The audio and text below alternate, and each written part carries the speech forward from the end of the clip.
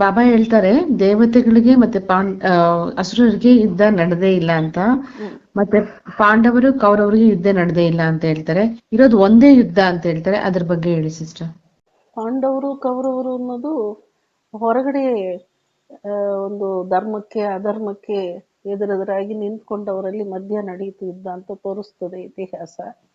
ಅದೇ ರೀತಿ ದೇವತೆಗಳು ಅಸುರರುಗಳು ಯುದ್ಧ ಮಾಡಿದ್ರು ಅಂತ ಪುರಾಣಗಳು ಹೇಳ್ತವೆ.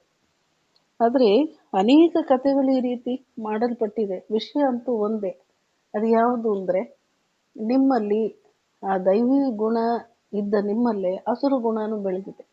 ಅರ್ಧಕಲ್ಪ ದೇವತೆಗಳಾಗಿದ್ದು ಅರ್ಧಕಲ್ಪ ಅಸುರರುಗಳಾಗಿದ್ದವರು ನೀವೇನೆ. ಈಗ ಅಸುರತ್ವದಿಂದ ದೈವತ್ವವಾಗಿ ನೀವು ಪರಿವರ್ತನೆ ಆಗಬೇಕು ಅಂತ ತಂದೆ ಸ್ಮೃತಿ ಕೊಡ್ತಾ ಇದ್ದಾರೆ. ಆಗ ನಮ್ಮಲ್ಲಿರುವ ಪುರಾಣಿ ಅಸುರಿ ಸಂಸ್ಕಾರವೇ ನಮ್ಮಲ್ಲಿ ಆಗಬೇಕಾದ ದೈವಿ ಗುಣ ಸಂಸ್ಕಾರಕ್ಕೆ ಅಡ್ಡ ಮಾಡ್ತಾ ಇದೆ. ಅದನ್ನು ನಾವು ಓವರ್ ರೂಲ್ ಮಾಡಬೇಕು, ಓವರ್ಕಮ್ ಆಗಬೇಕು. ನಮ್ಮ ಹಳೆಯ ಬಲಹೀನ, ನಮ್ಮ ಪತಿತತನವನ್ನು ನಾವು ತಂದೆಯ ಜೊತೆಯಲ್ಲಿ ಅಖಂಡವಾದ ಸರ್ವ ಸಂಬಂಧ ಯೋಗವನ್ನಿಟ್ಟು ಆ ಯೋಗ ಅಗ್ನಿಯಲ್ಲಿ ನಮ್ಮ ಅಸುರತ್ವವನ್ನು, ಬಲಹೀನಗಳನ್ನು, ಅಜ್ಞಾನವನ್ನು, ಮೂಢನಂಬಿಕೆಗಳನ್ನು ನಾವು ಸಮಾಪ್ತಿ ಮಾಡ್ಕೋಬೇಕಾಗತ್ತೆ.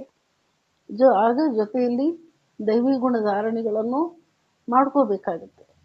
ಇದೊಂದು ಯುದ್ಧವಾಗಿದೆ. ಅಸುರತ್ವವನ್ನು ತೆಗೆದು ದೈವತ್ವವನ್ನು ನಿಲ್ಲಿಸೋದು, ಮತ್ತು ಕೌರವಾದಿಗಳನ್ನು ಓಡಿಸಿ ಪಾಂಡವರುಗಳಿಗೆ ವಿಜಯ ಕೊಡೋದು ಅನ್ನೋದು. ಅಂದರೆ ಸನ್ಮಾರ್ಗದಲ್ಲಿ ನಡೆಯೋರು ವಿಜಯ ಆಗಬೇಕು. ಮನ್ಮತ್ ಪರಮತದಲ್ಲಿ ನಡೆಯೋರು ಕೌರವರು, ತಂದೆಯ ಶ್ರೀಮತ ಆಗಿ ನಡೆಯೋರು ಪಾಂಡವರು ಅಂತ ಹೇಳಲಾಗಿದೆ.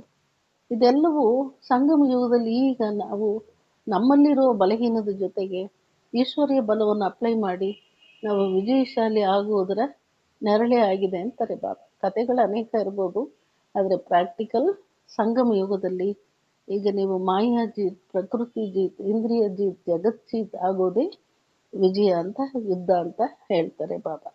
ಓಂ ಶಾಂತಿ.